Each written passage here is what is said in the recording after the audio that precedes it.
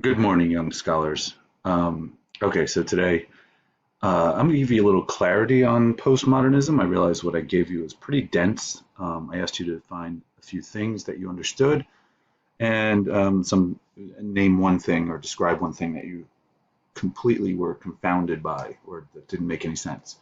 Um, I'm going to ask you to do something with that in discussions. It's actually already available.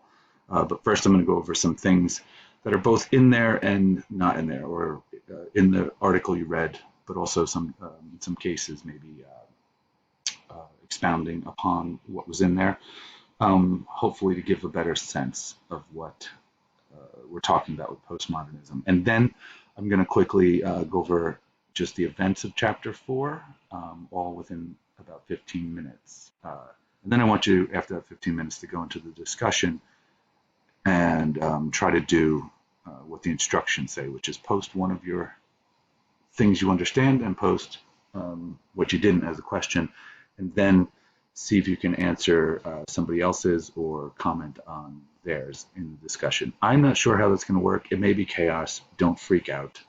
I was thinking I would also try um, to set up breakout rooms. I might not do it today because it's kind of a cramped schedule, although I might be able to give it a shot. All right. Like I said, if things don't work, we're just going to deal with it. All right. So real quick, and we'll come back and we'll do more on what postmodernism is, so you don't have to like fully get this right now. Um, and I'm going to keep adjusting that a little bit. All right. So postmodernism is, as it said in the article, derived from modernism. There's a shift somewhere in the mid-century, around the 1950s. As the article noted, timelines for these things, the exact starting points of modern era or postmodernism, are hard to note. This is a painting, or actually a print, by Andy Warhol, and pop art is from the 1960s, and it is a good example. You can tell by looking at it, tonally, there's a shift from sort of the bleakness, maybe, or the sincerity of modern art. All right. In fact, fun fact about Andy Warhol, he's still kind of controversial as an artist, but this is not a painting. He actually broke all the rules. He made painting as artificial and reflective of our mass-produced culture as he could. This is actually a print of a photograph of Marilyn Monroe that he didn't even take. I believe the photograph was just out in public, um, and treating pop culture, like the subject here, Marilyn Monroe, instead of, say, a queen or even a peasant as a subject, a pop culture icon like this, whose name was fake, whose everything about her had some element of artifice. She was a movie star, not a politician or a thinker of any sort. The subject matter is postmodern. The way it's created, he had a factory going. He may not even have made this particular print, and he did that all as a form of art and a comment on uh, mass production and what we're taught, the way the postmodern era was shaping up. All right, so I'm going to move this thing. Some differences, and there was a lot in there about history and politics. This is sort of a short form of sort of the attitudes or interests.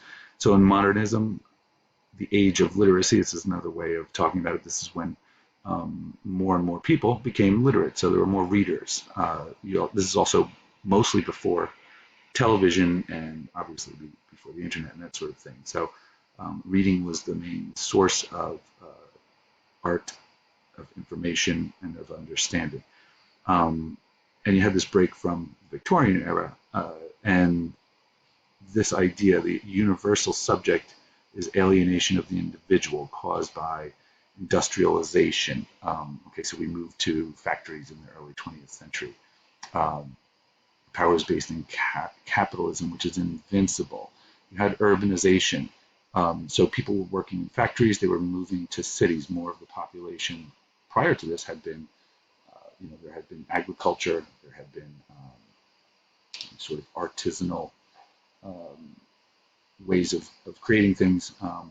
And this is where, Henry Ford invents the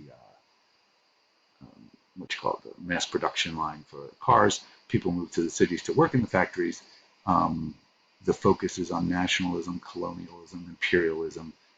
This is the era where obviously the sun never set on the British Empire.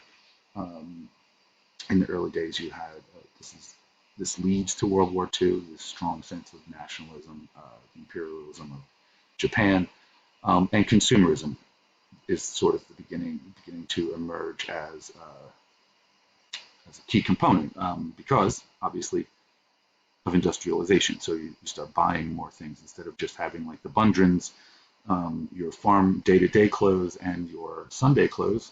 You would have your stepping out clothes and a bunch of other extra shirts and shoes and things like that. So this is the beginning of what we're used to these days. Postmodernism, the age of spectacle, what they mean by that is even going further back, we move to gathering around television sets, going to movie theaters, using telephones, and part of that becomes the age of the spectacle. For instance, millions of people, almost the entire world, watched the moon landing. Right, we didn't read about it in a newspaper. It was a spectacle that everybody watched. The NFL invents the Super Bowl around then in the late 1960s. All right, so spectacle becomes something that is more common, more day-to-day, rather than sitting around reading newspapers and books. People are watching television, listening to the radio, and connected to the world. The multicultural, so we're talking about the 50s, 60s, 70s, 80s. We don't know where it ends. We'll talk about that later. But the multicultural subject is the voice of the other, which lends itself to. So as the world becomes more connected, and I think I've mentioned this before, this is where the feminist lens comes from the fact that women were allowed to go to college, and it became much more common. All in the late 1960s, you also had people of color and diversity entering the colleges and becoming professors and the voices there. So we move from just reading like a bunch of dead white men to being interested in the more people from other countries, their perspective, people of marginalized or minority groups, like women and African Americans. This is where those books become part of what we call the canon. All right, so it's not until the 60s, 70s, and 80s that this becomes more common and part of our thinking. All right, deindustrialization, we're no longer manufacturing anymore. You have we basically have everything manufactured in China or other nations. Um, uh, we're more about marketing. We're more about consumption. Right, our economy is more based on you going and shopping than it is, and your parents working in finance or marketing than it is people going to factories as it had been. All right, let's go green. We're also thinking about the environment. Suburbanization, you heard of Levittown in your history class. We moved from the cities to the suburbs, a relatively recent invention. You know what the suburbs are. They're not good for going green, by the way. But this is where the sort of center of culture is. You turn on the TV. Actually, there's interesting stuff about how in the 90s, most stories took place in apartments like Seinfeld and Friends in New York City. Suburbanization is where we are now. There's probably more television that takes place in suburban settings if it's reflective of where most people are. Right, globalism, decolonization, we kind of we don't colonize anymore. Britain is basically pulled out of India and the Middle East and all that. Globalism is both the economy and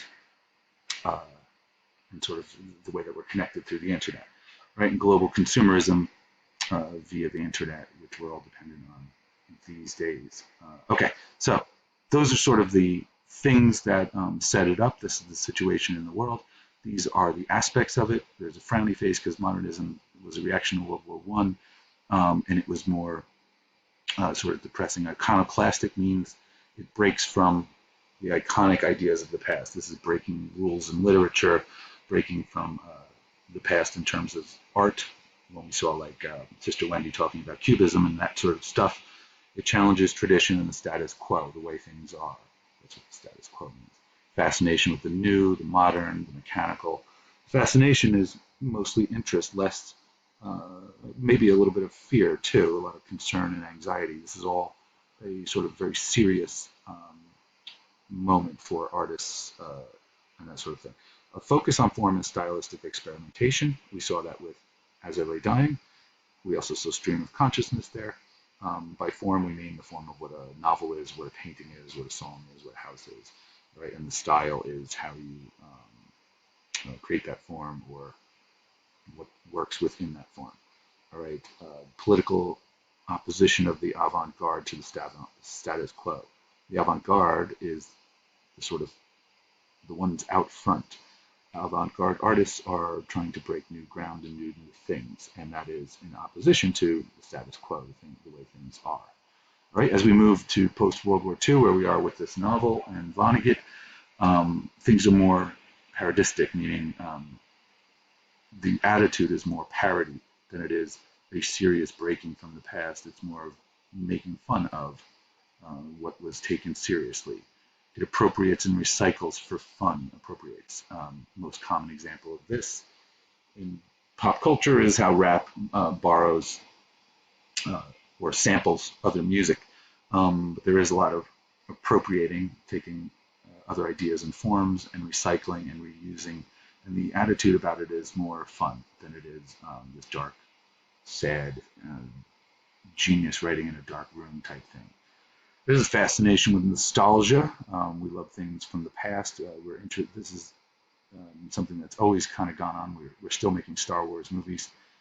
When I was a kid, they made the Brady Bunch. No, when I was 20, they made the Brady Bunch into a movie.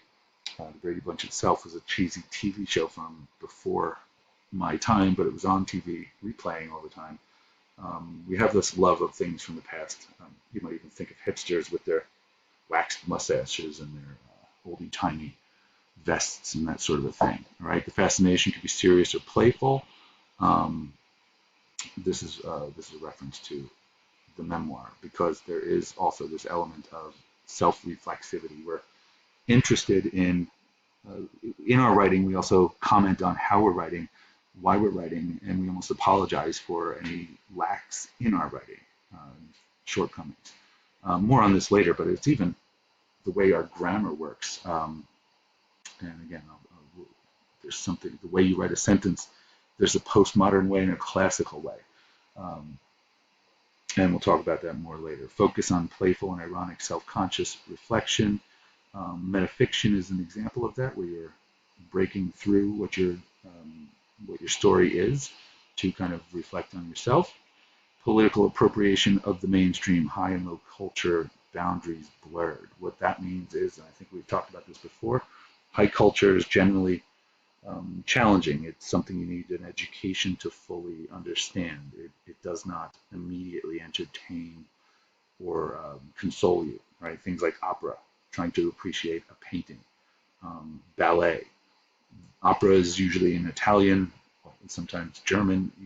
It's derived from stories and histories you need to know. You can't just walk in and expect to be entertained, as opposed to a movie where it opens with a car chase and an explosion, and you're immediately gratified.